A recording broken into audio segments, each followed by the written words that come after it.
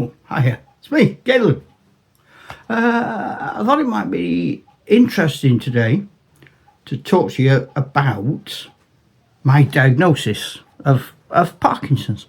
Because if you've got Parkinson's, it's something you'll have an experience of.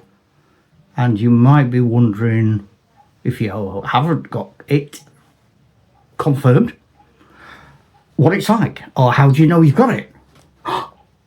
How worried should you be? Them sorts of things. Now, how worried should you be?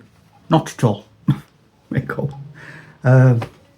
Partly because you can't do anything about it. It's happened. So you can't, it's one of them things. You are one of the lucky few. Diagnosis. Now, might all be different. Everybody has their own stories. I can always tell you mine. So I was working as an artist. I was working in an art studio, and I was making some placemats for somebody's 60th wedding anniversary. So I was writing that fancy handwriting, that calligraphy stuff you do, and I was painting little forget-me-nots, little blue petals, yellow middles. My hand was trembling, not shaking, trembling. It felt wrong. That's all I can tell you. It felt weird. And I tried to ignore it, but eventually I thought, no, that I'm going to just check it out. Number one piece of advice: if you're worried about anything, go to the doctor. Number two piece of advice: if you're worried about anything, don't look on the internet. Oh, it's scary. I'll tell you about that in a minute. So, I went to the doctors. That's me going to the doctors. And the doctor looked at me like that with his eyes, and he said, oh yeah, do these tests. Now, the tests were fairly straightforward, to be honest. I had to go like little snippies things, and then with that hand as well. And I stood up and sat down a bit, and I walked round. Can't even remember what else I did. I did some other things, some sort of hand-eye coordinated bits, and they weren't hard.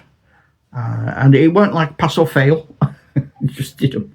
And he said, I'm going to. You might have nothing. I said, oh, okay.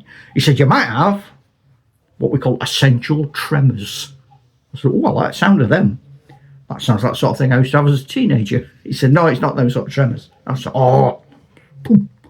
He said, but that's different to Parkinson's, although it's got similar symptoms. I thought, oh, that's sneaky, isn't it?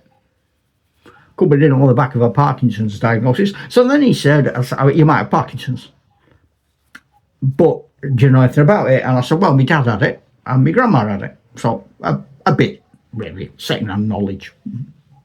He said, oh, right. I'll put some ticks in boxes because that makes a difference. And he said, I'm going to send you to a neurologist. So he did. So I went to a neurologist like that. It was a different hospital, so I had to go that way instead. So I went to this neurologist, and he said, he said a lot of things, because he didn't just give me a diagnosis, and he was a proper, he had a bow tie and pale blue slip-on shoes. So I knew he weren't messing about, this lad. So I paid attention right hard.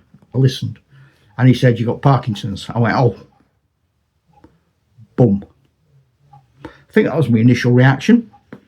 And he said, have a leaflet. So, okay. And he said, they can go away now. So, okay. So I came out of this hospital with a leaflet and a confused expression, and some not a small degree of confusion and fear, because I didn't know what was happening.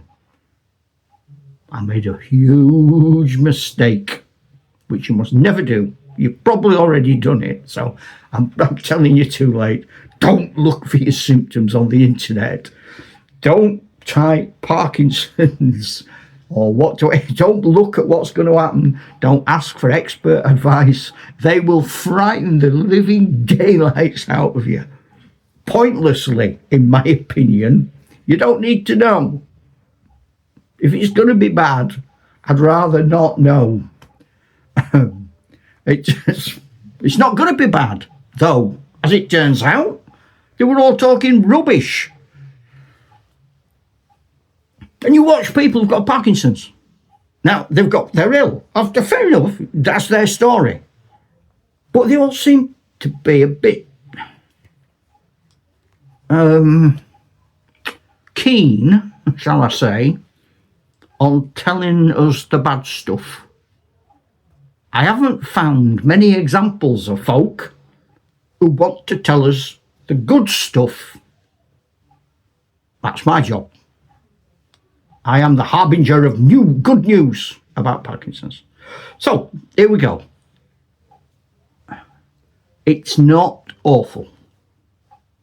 I put a thing on Reddit and I put, what is the single best thing about having Parkinson's? No bad things. I don't want bad things. Over 11,000 people around the world put good things. Some people didn't, but they must be miseries. There's a lot of fun to be had from this illness. If you look for it, you've got to look for it, okay? And some of the funniest things are also the most poignant, saddest things. I will say that. I would also say, just because you've been diagnosed with Parkinson's doesn't mean you give up. That's when you start fighting. That's when you start exercising. That's when you start looking after yourself. I've gone from 15 stone, walking with 2 sticks, struggling, in pain, no energy, to losing 5 stone, going to the gym 3-4 times a week. I don't go mental. I just go on a treadmill. I do a few exercises. I do it steady for an hour. And I do it regular. And I still eat sensible. Some nutritionist said to me, whatever you like eating, I can give you a perfectly brilliant, healthy alternative. I said, oh, okay. She said, tell me your favourite food. Well, I'm quick as a flash, because I'm like that. I said, vanilla slices. And she went, raw carrot sticks. Now, I don't know whereabouts in the world you're watching this from. You might not have vanilla slices. But basically, a vanilla slice is a gorgeous, beautiful cake. A lovely thing. It is not a bag of raw carrot sticks. That's sort of, they do not equate in any world. Rubbish nonsense. You've got to have fun. You've got to take your tablets. You've got to listen to advice. If they offer you speech therapy, take it. If they offer you occupational therapy, take it. If they offer you physiotherapy, take it. Take everything and do it. If they show you an exercise, do it. Don't pretend, or don't go, oh, I can't do that, it's hurting. Yeah, because it's hurting now, because you're not doing the friggin' exercise. Do the exercises. Honestly,